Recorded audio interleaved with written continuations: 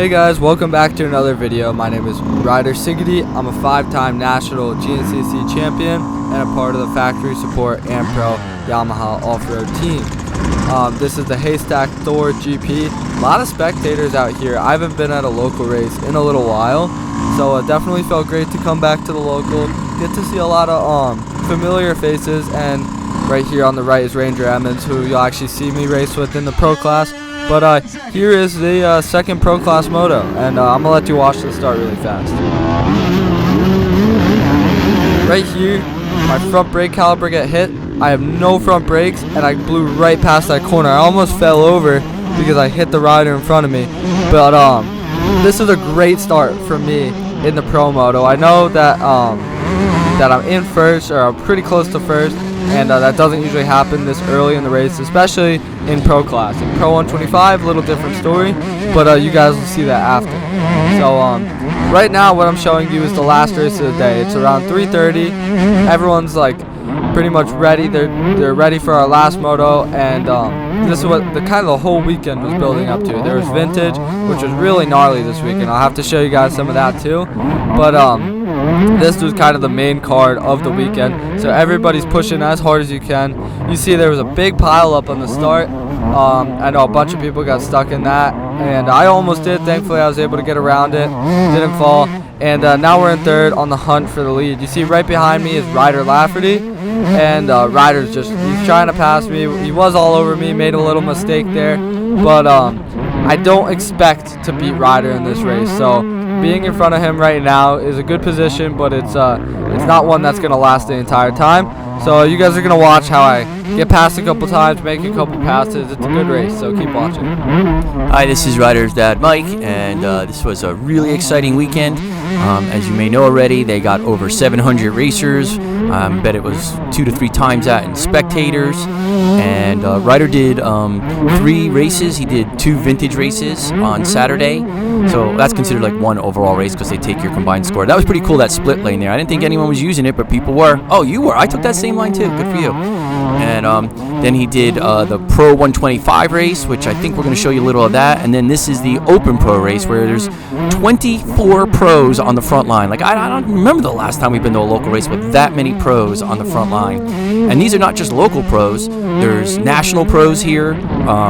There's pro motocrossers here. There's the NYOA Grand Champion here, the ECEA Grand Champion, the TOR Grand Champion. So there's a lot. And then there's here Ryder Lafferty. He's a XC1 GNCC Pro. He's won overall at National Enduros. He's top dog. And everyone knows he's going to win, him or Thorn anyway. So he's probably just waiting for his opportunity here. But this was a good race. This was very exciting. I was shocked to see you and him come around in the first lap so close to each other. Yeah, definitely. And you guys are going to see, you probably already saw in the intro, Ryder and I were just like this in the Pro 125 race, but then I had a pretty bad fall, and he passed me right when that happened. But so many different lines at this race. You see, it doesn't even look like we're riding the same track, because we're really not, and that made for just the racing was awesome because it was easy to pass. Actually, kind of coincidental I say that, and then I passed Alan Atkins, I'm pretty sure, on a line that was not like 2 separate lines. We were both in the same line. But anyway, track was really fast, and I heard that the other TOR tracks this year were actually a lot faster than this one. But so they tried to tighten it up a little bit, and they did. It got slower and safer. But when that happened, by tightening it up, there's so many more lines because people are trying to find the best way through these tight situations. And just taking one bad line lets people pass you. So definitely made the racing even easier because it was really like the fastest person wins. Also, the person who picks the best lines. Yeah, this had a lot of lines. Like, I would say the fastest person who didn't DNF won this race. Like, some people had motor problems, some people had planning problems, and maintenance problems, but like, there's just so many lines. And there were so many lines I couldn't even remember the good lines. So I was like, oh yeah, missed it again. Oh, missed it for the 3rd time, missed it for the 4th time. But yeah, this is awesome. So I thought you were in the lead. I guess you weren't. These guys were ahead of you.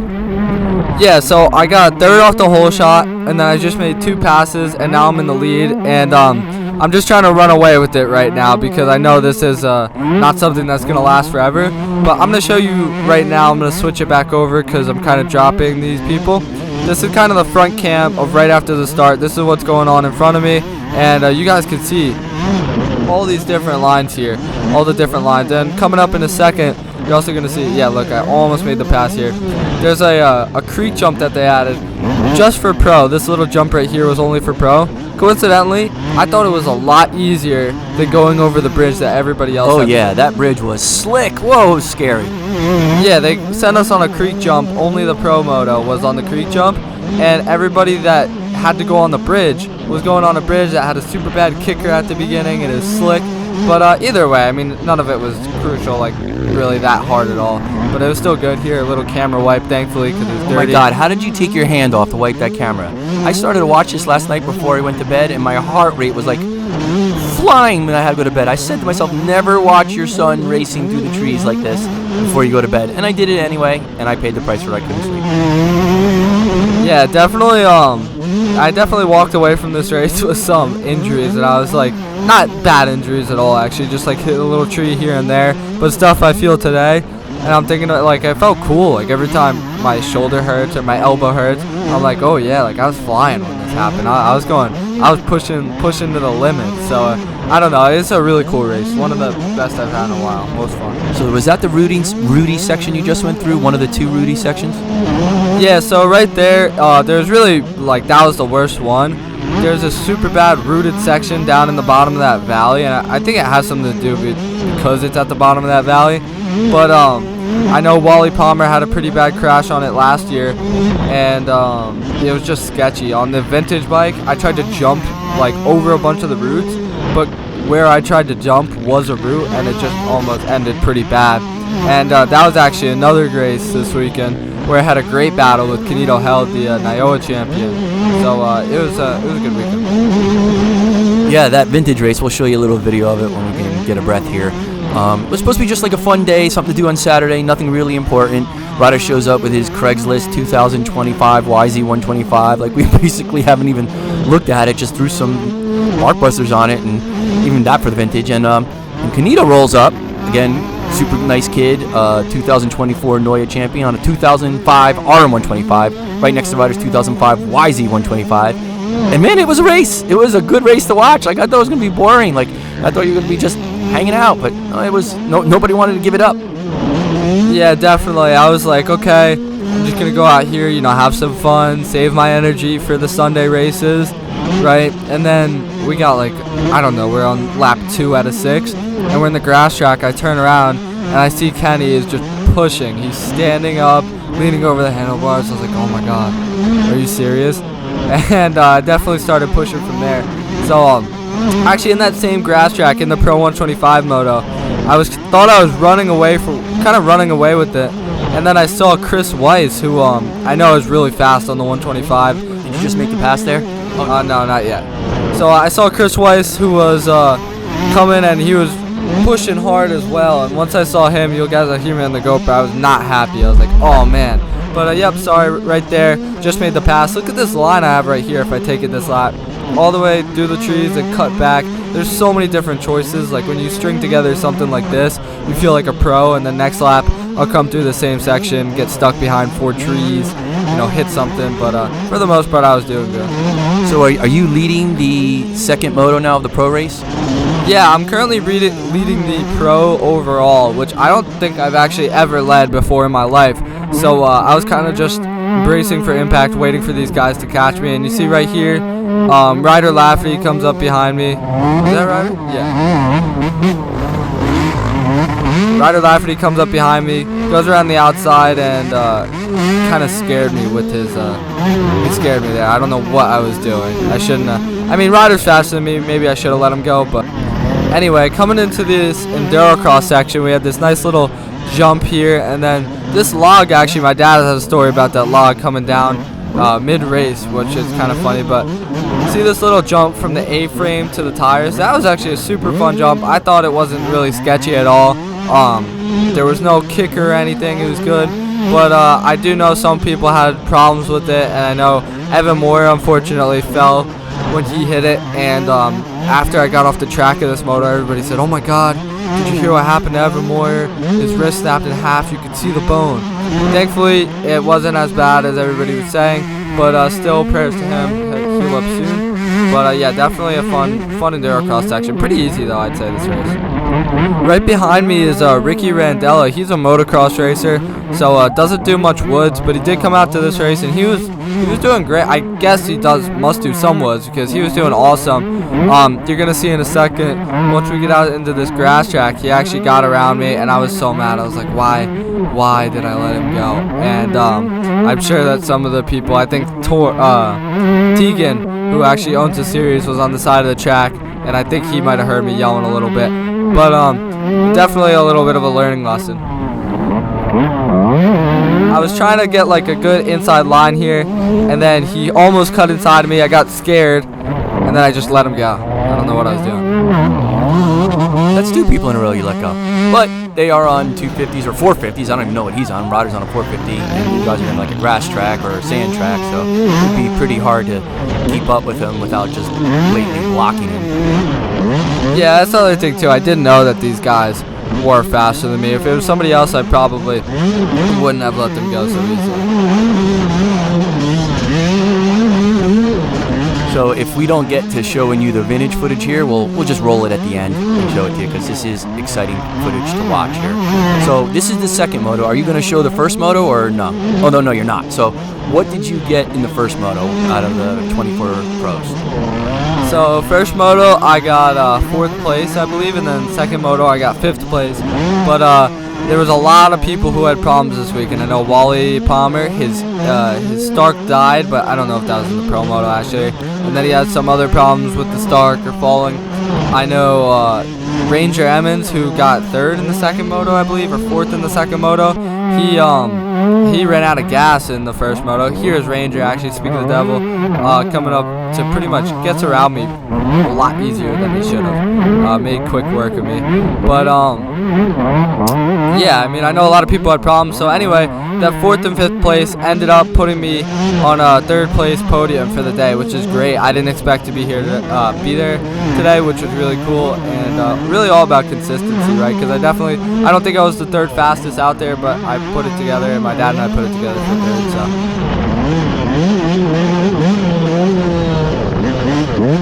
Yeah, Ranger's really fast, super nice kid from a super good family. He is the 2024 TOR champion. He is the 2024 ECEA champion. So he's got a little weight on his shoulders, I'm sure, but he's going good.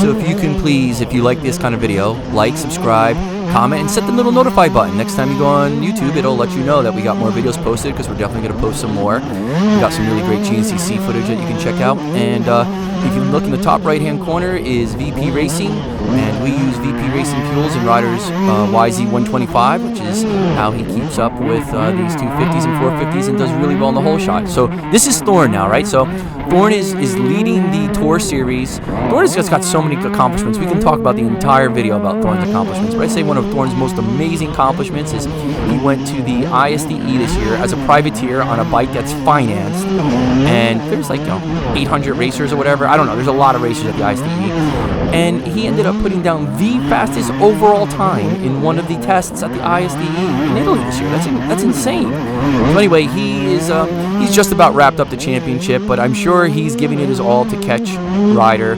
He doesn't want to lose, and I think he had some bike problems. I know he was not happy at the end of the race about some issues he was having, but he still did really well. And he beat Ryder in the first moto, and it looked like, coming down to the final lap, it looked like in the first moto, Ryder just kind of really wasn't pushing that hard. I don't know if that was some people just look like that. They say Jet doesn't look like he's trying that hard, but it really doesn't matter who wins the first race if it's coming down to 2 people, which it is. It's coming down between Thorn and Ryder. He's talking about Ryder Lafferty, by the way, not me. Yeah, Ryder Lafferty. The funny part is that on the final podium at the end of the day, it was Thorn, Ryder Lafferty, and Ryder Sigety. And when Luke was talking about it, he's like, there's a thorn between 2 riders. That's funny. Also, Ryder Lafferty got a check for $750, and oh, here's that extreme section again. This is pretty gnarly. There was a check for Yeah, this is last lap, by the way. I have Hunter Bush right behind me, and I'm trying my best to stay in front of him. There's a problem. I think I got some dirt in my carburetor, and my bike wasn't running right. And just listen how close. I wish you guys could see. I think I show you actually. Hunter Bush is right there in the background. He's coming to get me. If he passes me, he gets third for the day, and I get fourth for the day. And I know this, so I'm doing whatever it takes to stay in front of him. But just listen to my bike for the rest of this lap. There's only a little bit left, and there's lappers and stuff we're trying to get around as well.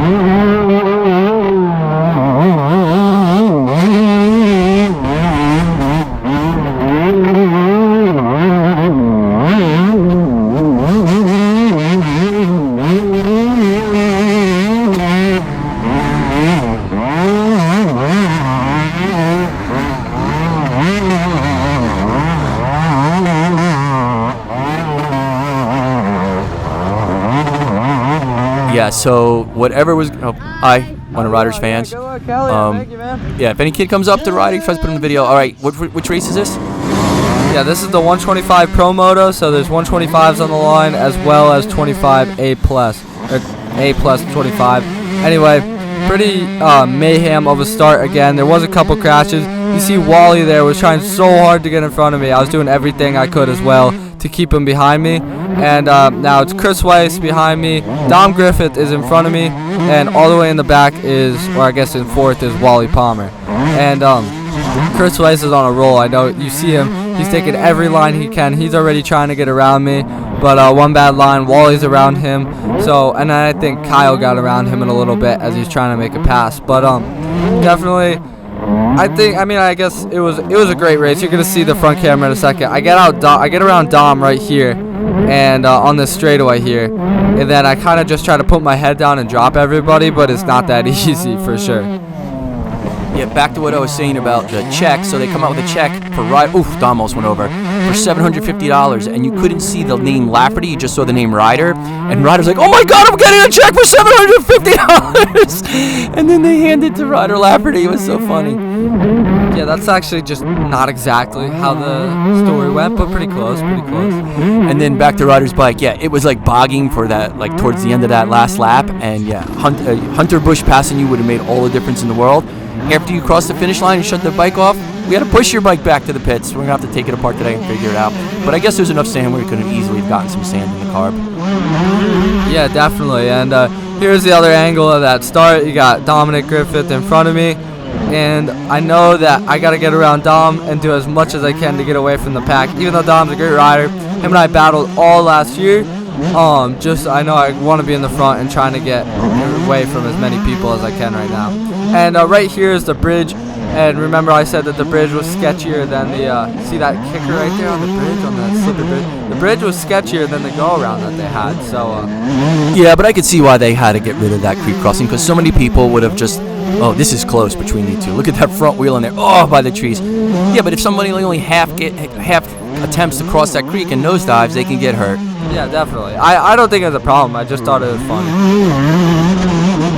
So if anyone did this race and they're looking for photos, we got some awesome photos from Huff Tough Photos and from Ashley Myers Photography. It's funny, they're both Ashley, they're both friends, they're both just like the sweetest women you meet. And I wonder if they have like competition for like their photos, like they bump into each other at the best spots and they're like, oh, I guess you're here first. Must be a kind of weird little competition, but they're both great, so check them out if you're looking for any photos from the race. Maybe we'll show you a couple at the end of the video.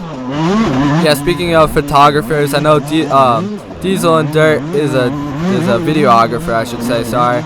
And every single time I saw him with this Stark in the camera, I managed to screw up wherever he was recording. If it was a turn, I put my foot down. If it was a straightaway, I'd somehow get like knocked to the side and have to slow down. It was rough. But yeah, right now I'm leading the Pro 125 moto. I know there's a lot of fast racers here. Lucas Seelman, Chris Weiss, Dom, Kyle Garanowicz, Vince Caramana, Evan Moyer, a ton of people. And I see as we're going along the field that Chris Weiss is kind of behind a couple people. Also right here, those two trees are so tight. I went through those 3 times, hit my bark buster on one of the trees all 3 times, and then I think I show you 1 or 2 more times here. And then I decided, you know what, I'm done. I'm not going through those trees anymore. And that's where I got passed by Thorn in the Pro Moto, where I got passed by a couple people. But it's all like, are you willing to take the risk, you know?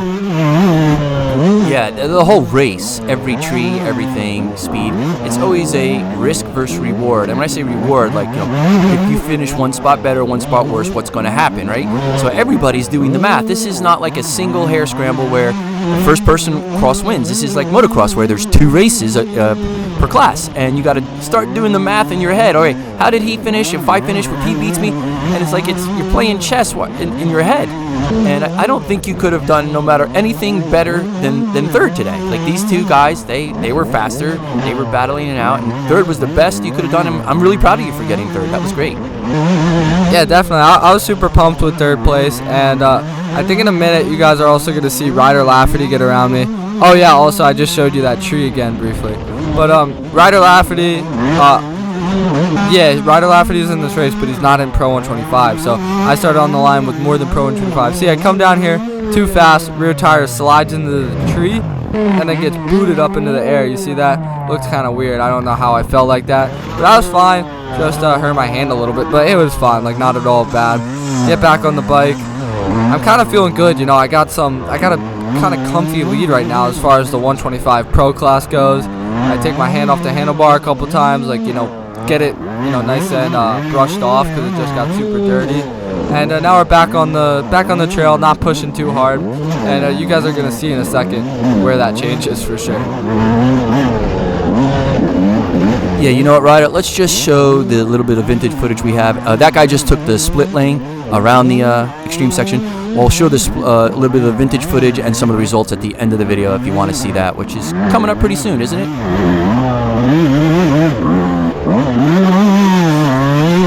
You can say no if it's not.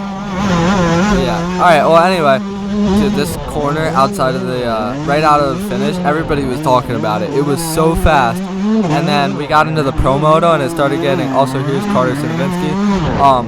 We started getting into the Pro Moto, and it was getting washed out. And then we were going so fast around the berm, and our tires kept hitting the trees on the outside of the berm. It was so sketch, but it was fun. It was awesome.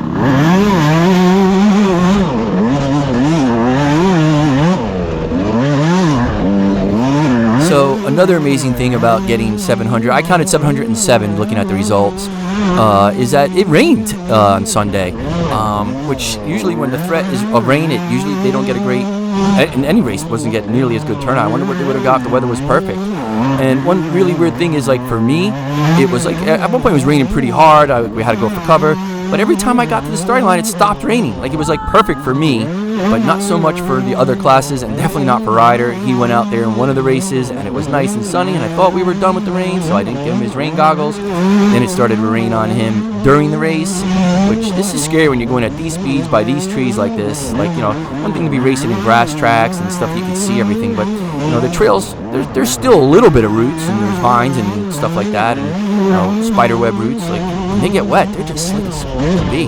What did you think of the rain, and did it change the class, and how did it affect the extreme section?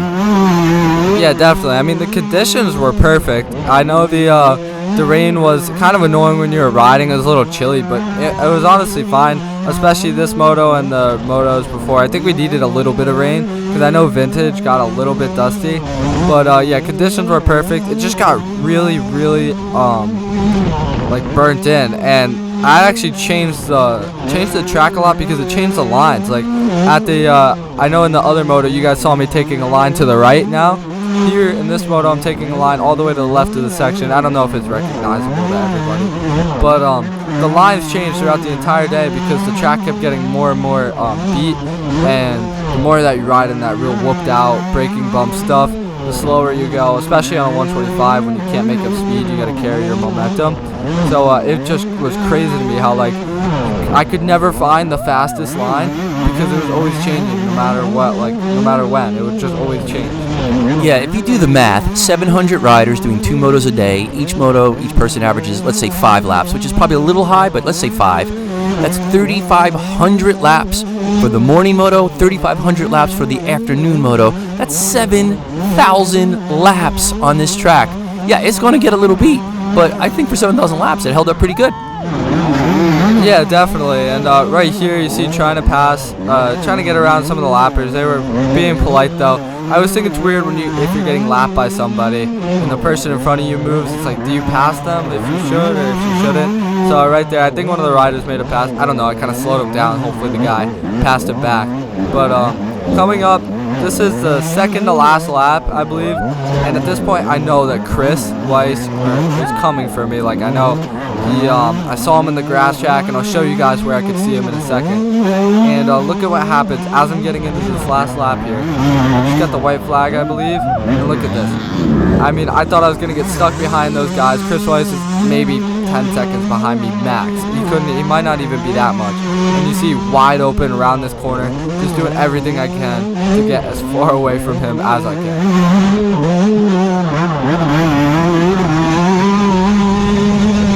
Also, guys, I don't know if you think this, but look how fast this line is that I take to get around the lap rider in front of me coming up right here. I go all the way to the left here. That way I can cut back in on the inside, cross him up, and then I found this sneaky little berm on the outside of his berm, just wide open.